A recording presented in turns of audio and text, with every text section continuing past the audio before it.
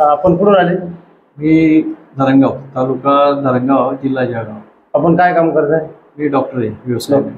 30 वर्षापासून प्रॅक्टिस करतो. अच्छा. माझी माहिती कुठून भेटली आपल्याला? कुटुंबाजीने दिली. अच्छा. तुम्हाला काय त्रास होता का? मला म्हणजे बॅक पेन होतं. Back pain? हां. तर त्याच्यामुळे खूपच त्रास व्हायचा मला. तर पायापर्यंत वेदना जायची.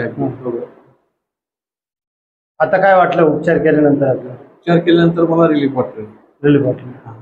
आता तुम्ही तुमची दररोजची प्रॅक्टिस राहते. माझ्याकडे जे आता मला वाटतं 4 तास तुम्ही घातले असते. बरेच पेशंट बघितले. बरेच पेशंट.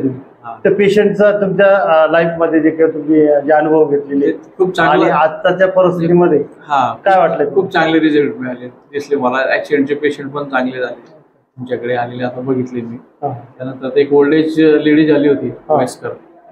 आता मला वाटतं ती 75-80च्या घरामध्ये असेल. ती पण आल्यानंतर म्हणजे इकडून जाताना ती चालत गेली. तिला जवळजवळ 50 ते 60% या वयामध्ये फरक पडतो.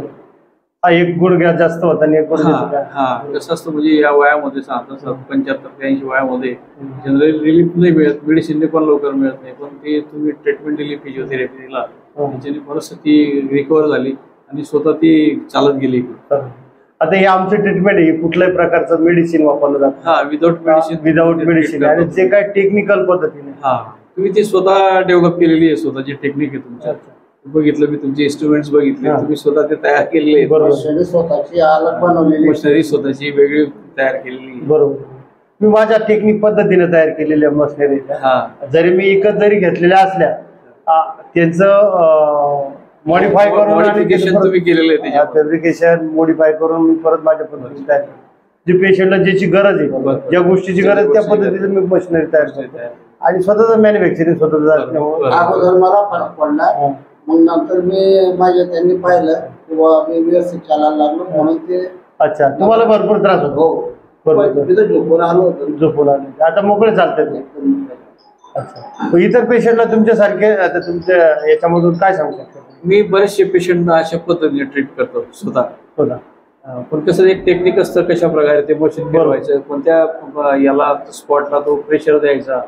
माझ्याकडे बरेचसे लांबून पेशंट येतात. बरोबर. मी आज तुमच्याकडे याच्यासाठी आलो की मला ते टेक्निक असणार तुम्हीच आवडली.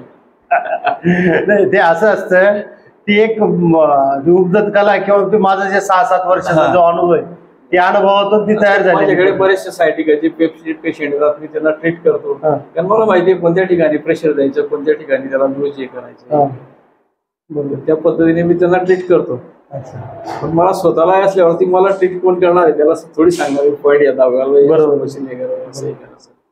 ते एक अनुभवाचा भाग असतो. आणि आता तुमची प्रॅक्टिस ही औषधांमधली आणि माझी प्रॅक्टिस आहे बिना औषधे आणि ते जागेवरती कसं लिमिट आहे. बरोबर. रोजचा अभ्यास असल्यामुळे, रोजचा सराव असल्यामुळे तो जलद आणि पद्धतीची व्हरायटी ऑफ पेशंट.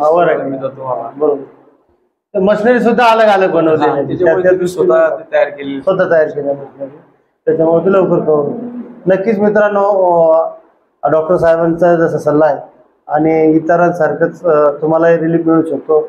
आमच्या गणपत मावळ पेन रिलीफ सेंटरला एक वेळ अवश्य भेट द्या आणि आपले जे मणक्याचे आजार असतील, सांध्याचे आजार असतील, तर हे बिना औषधी आपल्याला उपचार करून घेता येते.